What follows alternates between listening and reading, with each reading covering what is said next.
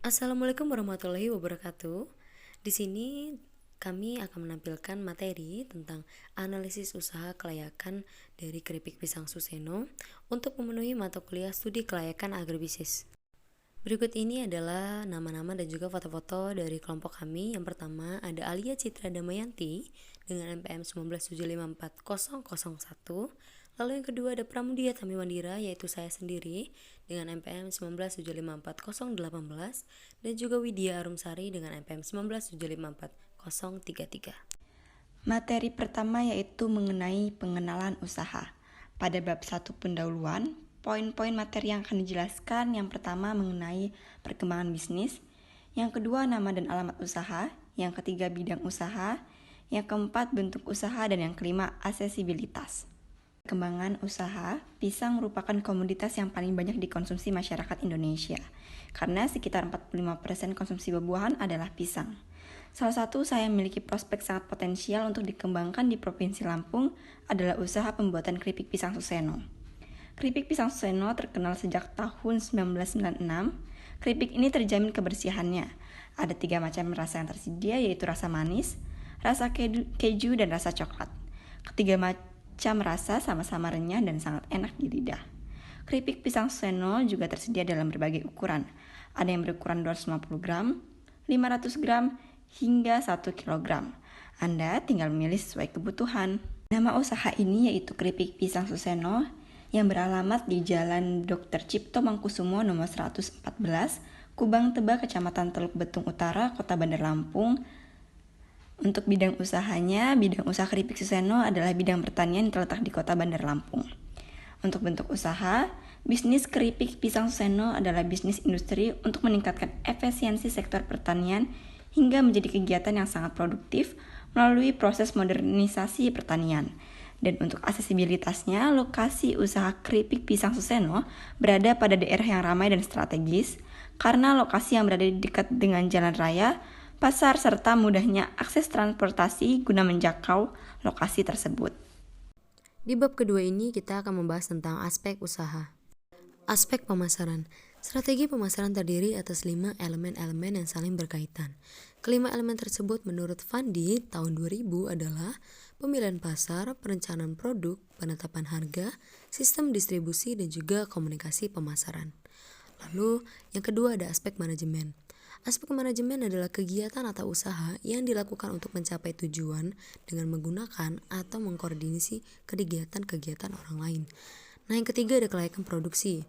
Pada usaha keripik pisang Suseno, kelayakan produksi terdiri dari lokasi produksi, penggunaan mesin dan peralatan pertanian atau teknologi, keadaan agronomis, klimatologi, dan lingkungan yang berhubungan proses produksi, bahan baku, dan bahan penolong, tenaga kerja, dan juga proses produksi. Lalu ada aspek finansial. Menurut Suryana tahun 2010, aspek finansial yang dianalisis dalam kelayakan agribisnis terdiri dari 6 elemen. Lalu ada aspek investasi. Biaya investasi yang dikeluarkan oleh usaha keripik pisang yaitu sebesar 12.525.000. Lalu ada biaya modal kerja. Biaya modal kerja yang dikeluarkan oleh keripik pisang yaitu biaya tetap sebesar 2.190.000 dan juga biaya variabelnya sebesar 11.342.000. Lalu ada keuntungan. Keuntungan yang diperoleh dari usaha keripik pisang tiap tahun berbeda-beda, disesuaikan dengan pembelian oleh bahan investasinya.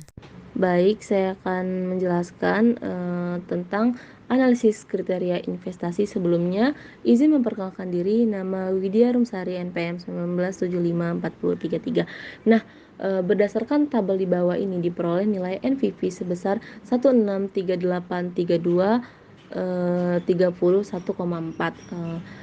Nilai NPV lebih dari 0 atau positif. Hal ini menunjukkan bahwa usaha keripik pisang tersebut layak untuk dilanjutkan dan untuk dikembangkan pada masa yang akan datang. Kita bisa lihat tabel yang ada di layar. Nah, selanjutnya itu adalah kriteria rasio atau benefit cost ratio. Berdasarkan tabel di bawah ini menunjukkan nilai gross B per C sebesar 1,345557146. Nilai gross B per C menunjukkan lebih dari 1, artinya maka usaha dari keripik pisang ini dikatakan layak Selanjutnya yaitu adalah kriteria internal rate of growth atau IRR. Nah, yang didapat itu adalah 57%. Berdasarkan perhitungan di atas, nilai IRR dalam usaha keripik pisang sebesar 57%. Artinya nilai IRR lebih besar dibandingkan nilai SOCC adalah 20% per tahun. Hal ini menunjukkan bahwa usaha keripik pisang layak untuk dikembangkan. Baiklah, selanjutnya itu adalah aspek sensitivitas, yaitu adalah menunjukkan tabel di atas bahwa dari tahun ke-0 sampai ke-5 dari NPV positif maupun NPV negatif didapat berdasarkan perhitungan di atas diperoleh nilai IRR dalam usaha keripik pisang sebesar 57%. Artinya nilai IRR lebih besar dibandingkan nilai SOCC adalah 20% per tahun. Hal ini menunjukkan usaha keripik pisang layak untuk dikembangkan di masa yang akan datang.